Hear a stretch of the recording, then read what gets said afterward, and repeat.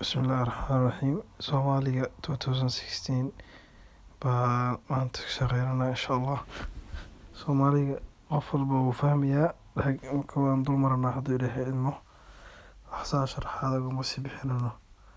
Qeybtan koowaad sida luqadaha dhan ay ka kooban yihiin waa sheeka halkan ama cashar baa halkan lagu qoray. Casharka su-aalaha kasoo socda baan laga rabaa inaan ka jawaabno.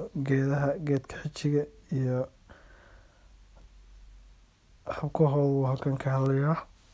Marka su-aalahan casharka qof walba inuu akhriyo su-aalaha ka socdana uu ka jawaabo loogu talagalay. Marka sidaan su-aalaha baan dul marnaa. Sheekada waxba Soomaaliga in la akhriyo muhiim saas ma ahan. Su-aasha koowaad waxaan la yiri waxaa looga jeedaa bilaadul bunti. Waxaa looga jeedaa waa dhulka uduga waxaa bixiyay faraacinadii hore. Meeshaas xawaan ka dhigay faraacinadii hore weye. Su-aasha labaad kala sheeg labada geed ee hadda loo yaqaan magaca xigta la isku dhaho waa geedka yagcarka iyo moxorka la isku dhahaa. Saddexaad labada geed midba deegaan ayuu ku baxaa waayo. Waxaa sheegaysaa deegaanka ku baxo suu yahay sababtu deegaankaas uga baxana sababteeda cadeynaysaa. Moxorku wuxuu ka baxaa aroorada waxaa la meelaha biyaha iyo maraan iyo togaga golaha buuraha meelaha carasanta leh. Sababtu maxay tahay wuxuu leeyahay xididuu leeyahay. Yagcarkuna wuxuu ka baxaa meelaha buuraha iyo buuraha calmadow iyo calmiskeed. Sababtuna waxaa weeye xidid ma leh, xididda uma baahna, caleentu biyaha ka nuuga. Su-aasha afraad waa maxay shaqada mingaafka? Mingaafku waxaa lagu sarcaa sarcidda waa geedka in mataqaanaa xabagta marka laga sameeyo rabo lagu ufto marka waxaa lagu sarcaa geedka. Tan shanaad waxaa looga jeedaa ereyga habto. Habto maxaa laga wadaa? Meeshaan waxaa dhan kugu qoran yihiin waa xabagta dhadhaawaha geedka hoostiisa ah ku daadata. Markay geedaha xabagta ku daadata waxaas la yiraahdaa. 3 faa'iido ay leeyihiin Soomaalida u leeyihiin labada geed baa sheegaysaa. Guryaha lagu carfiyaa, waa la dhoofiyaa, daawo ahaan baa loo isticmaalaa. Qeybtan waa naxwi. Naxwaha Soomaaliga laftiisa wuu iska fududahay. Si loo kala saaro dhawaaqa erayada waxaa la yiraahdaa maxaa qofku u baahan yahay inuu barto xirfadda dhageysiga weye. Sababtoo ah dhawaaqii inuu kala saaraa la rabaa. Dhageysiga inuu aad ugu fiican yahay waa ereyga tilmaama hawsha la qabto waxaa la yiraahdaa fal baa la dhahaa. Magacyada ay lama huraan tahay in laga bilaabo xaraf weyn. Magacyada xaraf weyn ay ugu hormarayso waa magacyada gaarka loo leeyahay Maxamed, Cali, Faarax. Xaraf weyn laga bilaabo way. 4 ereyga magaca xagga dambe meeshaas dambe weye ka raaca kana dhiga mid la isla garanayo waxaa la yiraahdaa qodob. Qodobku waa see tusaale ahaan wiil baa la yiri markii qodob la raaciyo maxay noqonaysaa wiilka, gabadha wax la isla yaqaanay noqonaysaa. Tan afraad shanaad aan dhahay ereyga is waa magac u yaal noqod markuu qofku waxaasu yahay aad dhahaysid baa istaas la isticmaalaa. Su-aasha 7 inan yar ereygaas yar baa la iska rabaa. Wuxuu tusinayaa tilmaame ahaansho inan yar yaraanta inan taale macnaha saasay tahay way tahay ahaansho weye. Lahaanshana waa wixii qofku uu leeyahay. Boorsada wiilka boorsadaas maxay tahay marka waxay inuu asagu leeyahay ku tusinaysaa. Marka ereygan yar waa ahaansho ku tusinayaa. Shimbir ayaa ciday ereyga ciday maxaa weye waa fal ebyan. Su-aasha xigta erayadan hoose waxaa sheegaysaa ereyga kasoo horjeeda. Atoor waa sagaarada yac iyo atoor labkii dhadiga waaye. Libaaxa dhadiga waxaan leeyahay labka ah goolna waa dhadiga. Milgo waa xawaan baddaas wax loo isticmaalo badda in wax looga gurto waasaan u fahmay milgeysi. Waxaa laga yaabaa erey kale inuu jiro ereygan milgo milgeysi erey kale inuu jirana waa laga yaabaa. Soomaali wuu iska badan yahay, marka hadduu erey kale aad garanaysid meeshaas waa inaad ku buuxisaa. Milgeysigaas baan ereygaas aan u hela. Su-aasha xigta, arbe waa baroodiga labka ah, qalanshana waa dhadiga. Qaybtan waxaa lagu yiri erayadan wadar ka dhig: weylo, weyl; kursiyo, kursi. Kuraas baa lagu yiri maanta, kursiyo badan weeye. Kursi waa sheegaysaa. Kabado, kabdo, kabad. Ereyga yacni jamaca ka dhigaya bas ka saarsa, wax aad sharaxaad uga baahantiin male. Qaybta xigta waa maxay? Naxwe. Naxwe waa qaab dhismeedka ay luqaddu leedahay. Labo, sheeg waxtarka naxwo u leeyahay luqadda. Halkaas waa naxwe wuxuuna baraa sida wanaagsan ee afka loogu hadlo, loona qoro, loona fahmo. Su-aasha xigta, ama shaqada xiriiriyo uu qabto, wuxuu isku xiraa ereyada, oraahda, weeraha iyo jumladahu isku xiraa. Su-aasha afraad, qor laba ka mid ah qaybaha yacni fal toos iyo fal ebyan. Labadaas waan ka tagay, halkaas waa ku qoran kartaa qaybaha falalka qaybaha u qaybsamaan. yacni fal ebyan, fal magudbe, fal gargaare, waxyaabahaas kaa rabtay qoro. fal ebyan,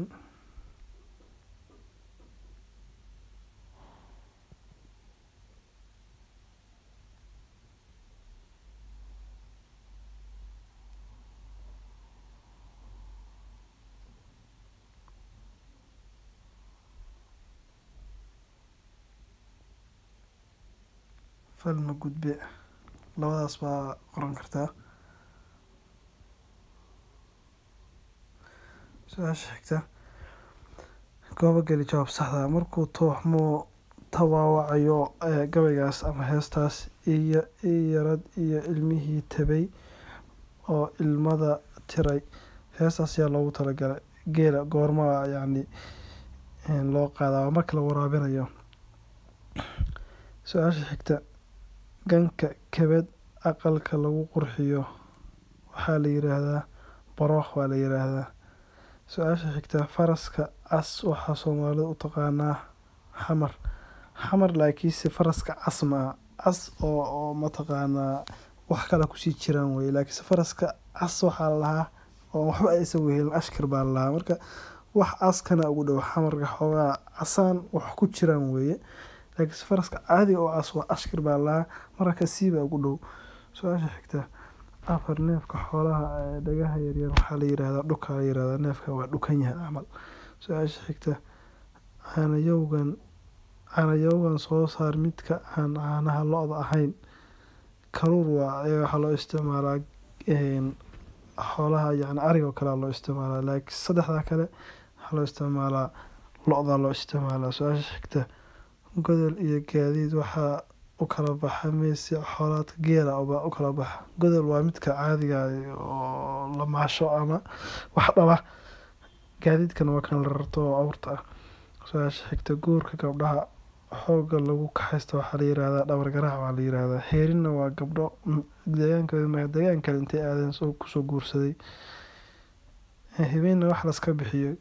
Su-aasha xigta, erayadan soo socda meesha bannaan baa ku buuxinaysaa: qandi, seenyo, maygaag, qaroon, maydi. Su-aasha koowaad, geed weelasha lagu culo. Culidda waxaa la mayga laga isticmaalaa ama maxaa la yiraahdaa dadka xataa caanaha keeno kale oo isticmaalaan in geed lagu waxeeyo intii dab la geliyo qiiq soo kale weelka lagu waxeeyo. Geedka loo isticmaalo maygaag baa la lahaa. Labo, xabagtiisa ayaa la dhoofiyaa. Geedkaas waa iska garanaysaan, waa cadeer baa la soo sheegay, sheekadii ku jirta maydiga waaye. Geed wax lagu aslo, qaroonto geed la yiraahdaa jira oo asalka waxa weeye weelka oo ka samaysan dhirta waa korka saas looga waxeeyaa intii yacni biyo waxaas lagu waxeeyo la jilciyo saas korka looga mariyaa. Rida aan geesaha lahayn maxaa la yiraahdaa? Seenya la dhahaa. Su-aasha xigta, weydiin su-aalahan ka jawaab. Maxaa la yiraahdaa xariga haanta iyo agaanka la isugu xiro si aanay u buuqan? Ningax baa la dhahaa. Yacni weelka oo baadiyaha laga isticmaali jiray wey. Furka iyo wuxuu loo dhexaysiiyaa iyo meesha lagu caburayo wuu isku qabtaa si uusan yacni aysan u furan. marka ningax baa la maxaa la yiraahdaa weelka xarag ka samaysan ee caanaha lagu qaado qumbaa la dhahaa kana. waxaa kaloo jira weel kale oo asagana la isticmaalo laakiinse kaas caanaha waa lagu maalaawo mid lagu maalaa jiro waxaa la dhahaa yani lagu dhigo caanaha oo dhiil la dhaho. mid kaloo sibraar la dhahaa jira. sibraarka asaga marka isku khaldin sibraarka waxaa biyaha lagu qaataa asaga. saddexaad sheeg magaca ay Soomaalidu u taqaano faraska midabkiisu cadaanka yahay cadaanka khaaliska qaaja la dhahaa. afar maxaa lagu magacaabaa marka meesha waxaa ka dareemaysaa filimada fardaha toddobadaba iska xifdidid ba iska fiican oo lagu keenayaa ilaa marba labo iyo mid iyo hadda laba aragnay. waxaa lagu magacaabaa qar Soomaaliya qeybtiisa qoryaha ka samaysan qabax baa la dhahaa qabax. shanaad sheeg laba ka mid ah dhirtiis ay Soomaalida hore dharka ka samaysan jireen. dhar badan baa jirtay waxaa dharka ku meeran jireen wax lagu dhaqan jiray yani saabuunta booskeeda ku jiray. geed waxaa jira marka gasangas la yiraahdo iyo geed madax buuq la yiraahdo. labada geed waa jiraan geedo badanna waa jiri karaan marka adiga ka taqaanid geli ama labadaas xifdi. su'aasha xigta waxaa halkan lagu weydiiyey heesaa lagu qoray meeshan heesaha xayawaanka loo tiriyo baad ku aadinaysaa marka uma baahna hadda sharaxaad saas oo lasii mariyo saas baa ugu aadinaysaa. ta koowaad geela riyaha fardaha idaha awrtaas isugu walagelinaysaa. qeybtan shanaad waxaa lagu yiri mahmaahayahan waxyaabaha ay ka hadlayaan waa inaad sheegtid baa lagaa rabaa ku aadi waxyaabaha mawduuca ay ka hadlayaan. su-aashan ta koowaad waxaa la yidhi haddii degdegsiinyo door dhalaan kaadsiinyo dahab bay dhali lahayd. muxuu ka hadlayaa marka xubsiimada inuu qofku wax hubsado degdega dee waa inaad wax hubsan yani kaadsiinyahana waa inaad wax hubsisatid. gacmo wada jir bay wax ku gooyaan muxuu ka hadlayaa iska dareemaysaa wada jirka ka hadlaya in yani wada jirka yani in wax la wada qabsado. saddex geed walba in gubtaa hoostaal waxaa la isticmaalaa yani qofku marka yani qofku dhibaato wax sheeganayo mataqaanaa tusaale qof dhibaato u sheegay markaasa qof kale wuxuu dhahayaa niyo anba dhibaato ay haysato. geed walba gacmo waxaa la geed walba in gubtaa hoostaal buu iska dhahayaa marka waxaa loo isticmaala qof markuu dayrada waxaa la markuu qofku sheeganayo. su-aasha afraad meel hoo doonaysa hadal wax kama taro. hoo yani wax bixin meel rabta hadal iyo waxaas mataqaanaa waxba kama taro hantida marka hantiday ka hadlaysaa. gacan aadan goyn karayn waa la dhunkadaa siyaasaday ka hadlaysaa yani wixii aad gaari weydid waa la iska ammaanaa macnaha. nimaan dhidin ma dhargo shaqaday ka hadlaysaa tan waa fahmaya qof walba. halkan waxaa lagu yiri mahmahyo u keen mawduucyada biyo meel godan bay isugu yimaadaan waa maadaas kale waa keeni kartaa. biyo sacbada looga dhargaa waa dhihi kartaa. roob intuu da-ayaa la hoorsadaa maadaas way jirtaa. waxaa la yiraahdaa roob magaalo maamaha kaloo jirtay roob magaalo laamigu waxsaas camal jirtay laamigu wareegaa miyay ahayd waxsaas camal. saddexaad caanaha mid ka hadlaysa caano nabad lagu waayay dagaal laguma helo oo kale maamadaas waa keensan kartaa. waxaa la yiraahdo su-aasha xigta dabka mid ka hadlaysa dab munaafiq shiday muumin baa ku gubtoo kale. su-aasha shanaad sirta saddex baan kugu keenay tan sir talo ma noqoto sirow ma hodmo sirnaaga lagama salgaaro oo kale. mid kale xataa waa jiri kartaa waxaa la yiraahdo sir maqabe saabaa biyo cesha waxsaas aqoon jirtay mid ayana.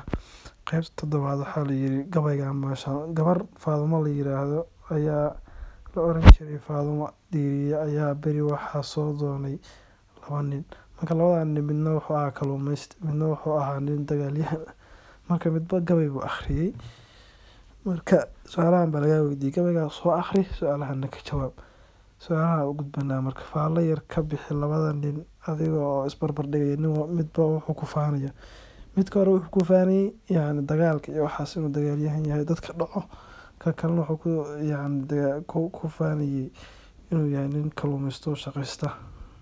Marka su-aasha labaad, haddii aad ahaan lahayd waalidka gabadha dhalay keebaa siin lahayd, sababtuna waa maxay? Waayo haddaa aragtid waa inaad sabab raacisaa.